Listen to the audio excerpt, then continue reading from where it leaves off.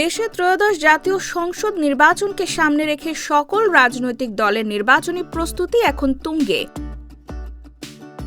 প্রার্থিতা ঘোষণা, সাংগঠনিক তৎপরতার পাশাপাশি ভোটারদের আকৃষ্ট করতে চলছে নানা ধরনের প্রচারণা কার্যক্রম। এর মধ্যে অন্যতম জনপ্রিয় ও কার্যকর একটি মাধ্যম হল নির্বাচনী গান।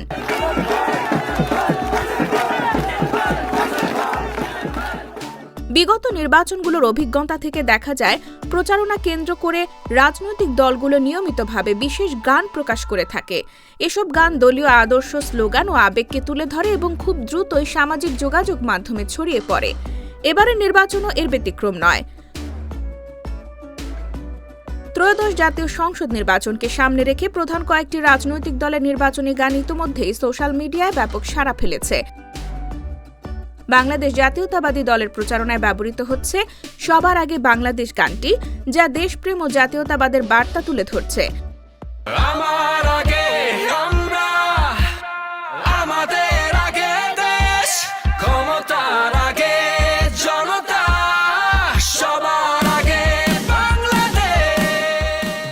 অন্যদিকে জামায়াতে ইসলামের প্রচারণায় শোনা যাচ্ছে জিতবে এবার দাড়িপাল্লা গানটি, যেখানে দলীয় প্রতীক ও প্রত্যাশার প্রতিফলন দেখা যায়। এবার সত্যটাকে চিনতে হবে, সময় এসেছে ভাই, দাড়িপাল্লা ছাড়া এবার মাপার উপায় নাই।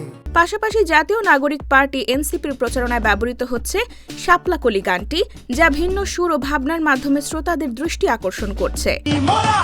জনগণের পক্ষে বলি আর বাংলার তরেই মোদের শাপলাকলি, মোরা জনগণের পক্ষে বলি আর বাংলার তরেই মোদের শাপলাকলি। এই গানগুলো শুধু আলাদা করে শোনা হচ্ছে না, বরং দলগুলোর প্রচারণামূলক ভিডিও, সভা সমাবেশের ক্লিপ এবং সামাজিক যোগাযোগ মাধ্যমে প্রকাশিত বিভিন্ন কন্টেন্টের ব্যাকগ্রাউন্ডেও নিয়মিতভাবে ব্যবহার করা হচ্ছে। ফলে রাজনৈতিক বার্তার পাশাপাশি গানগুলোও হয়ে উঠেছে আলোচনার কেন্দ্রবিন্দু।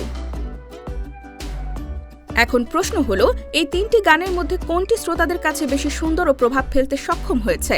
মতামত অবশ্যই ব্যক্তিভেদে ভিন্ন হতে পারে, তবে এটুকু নিশ্চিতভাবে বলা যায়, এবারের নির্বাচনী প্রচারণায় গান আবারও গুরুত্বপূর্ণ একটি উপাদান হিসেবে জায়গা করে নিয়েছে।